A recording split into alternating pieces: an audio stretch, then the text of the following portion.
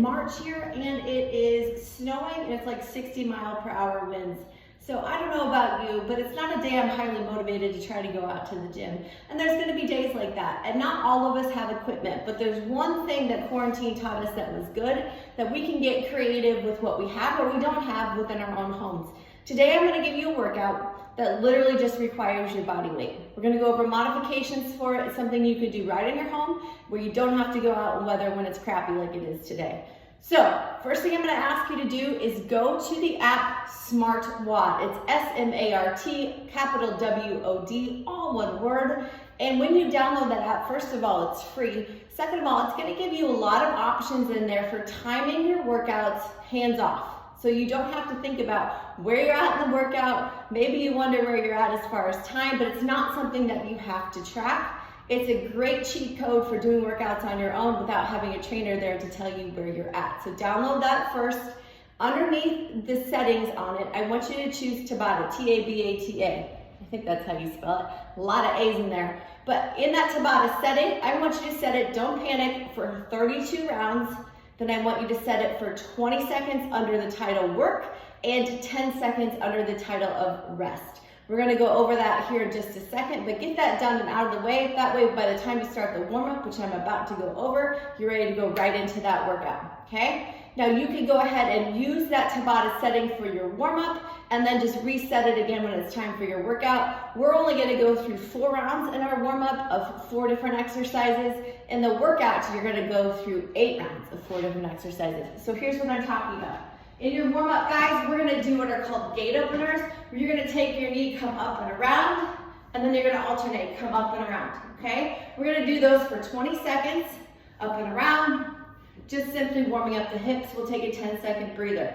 Then I want heel down, toe to the sky, reach for your ankles, and scoop. We're gonna alternate for 20 seconds. In that reach and scoop, you should be feeling that in your hamstring and in your calves, okay? The bending over also is a great warm-up for your low back. Gate openers, alternating. 20 seconds on, 10-second break. Scoops, 20 second on, alternating, 10-second break. Then we're gonna get those shoulders nice and warm. You have options here. We can alternate those arms on top, okay? Alternate the arm on top, or we can do some big swings here, or you can even do some circles. The idea here is to get blood pumping towards those fingertips and moving those shoulders for 20 seconds. Take a 10-second breather. Then I want you to flow back and forth between what I would call a down dog and an up dog position or cobra. So you're gonna think about actively pushing your nose towards your toes, and then you're gonna drop down, let your hips hit the ground and bridge up, and then bridge back down, nose to toes. If getting up and down off of the floor is a challenge for you, find a sturdy surface, up on your toes, push your nose in towards your belly button, then bridge up into that cobra position. Can easily be done on a sturdy surface as well. Those are your 4 movements for your warm-up. I want you to go through that 4 times. 20 seconds on, 10 seconds off, all 4 exercises, 4 rounds through. Grab a drink of water and then let's start the workout, okay? First movement, everybody groan, it's a push-up, okay? Thumbs are gonna be right by our chest. Fingertips are spread and out, elbows are in nice and tight. Option 1 will be from our toes. In just a second, I'll show you. 2 will be from our knees. 3 will be on a sturdy surface. Things to remember about a push-up. A push-up done to half depth is just a crappy push-up, okay? We wanna be able to do a push-up all the way down till our chest hits the ground and all the way up in order for it to be functional. So rather than doing a crappy push-up from your toes or a crappy push-up from your knees, do a full range of motion push-up with the modification that you're seeing here. And keep these in your pocket because you may start this workout on your toes and you may finish this workout elevated to a surface.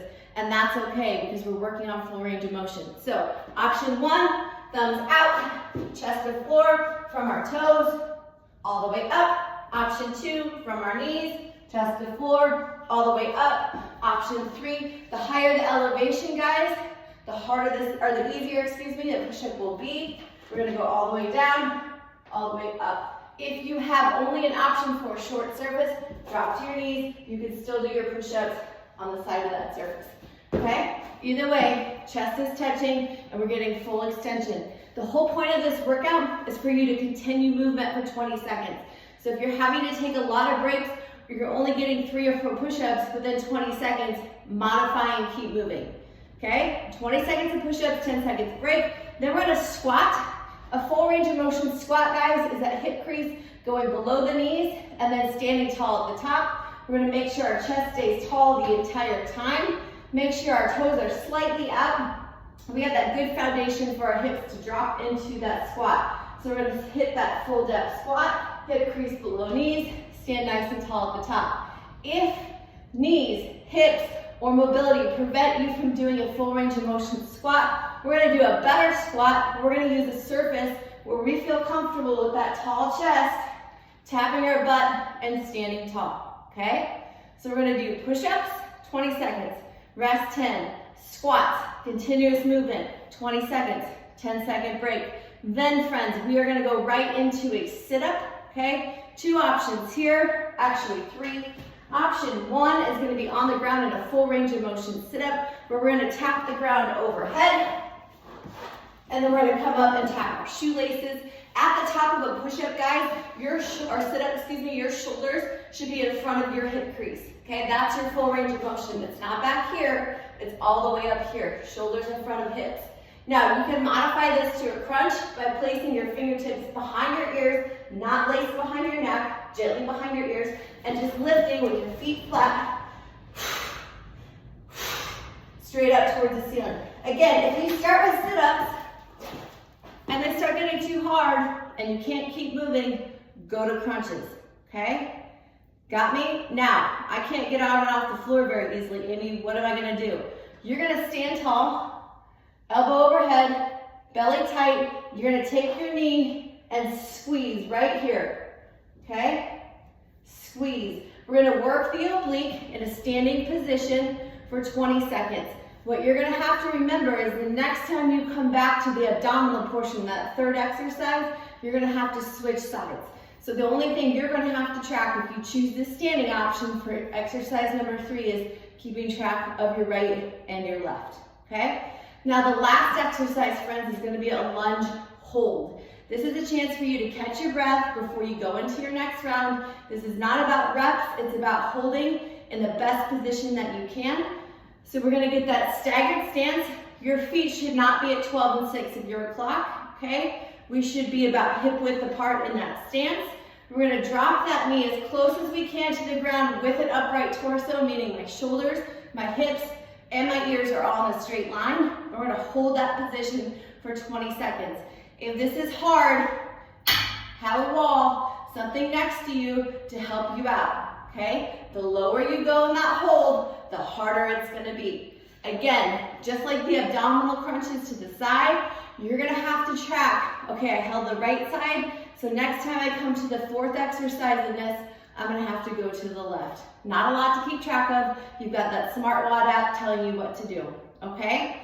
You're gonna continue this for 8 full rounds of each exercise. So it's 32 rounds total. You're starting with push-ups for 20 seconds. You're getting a 10-second breather, not very long. You're going into those squats next, 10-second break. You're going into your abdominal choice, 10-second break, and then you're holding that lunge position, 10-second breather, okay? Here's the great thing about that SmartWatt app too. If you're starting to feel a little over your head, your heart rate's feeling too high, hit pause, take a walk around the room, give yourself a couple minutes, not seconds. Decide if you can continue. If you feel like you're done, great. If not, jump back in and keep working, okay? Great movements to do, great exercise to do, no matter what the weather is, no equipment needed. Holler below if you have questions or if you need more modifications than what I provided. Thanks guys and enjoy the day.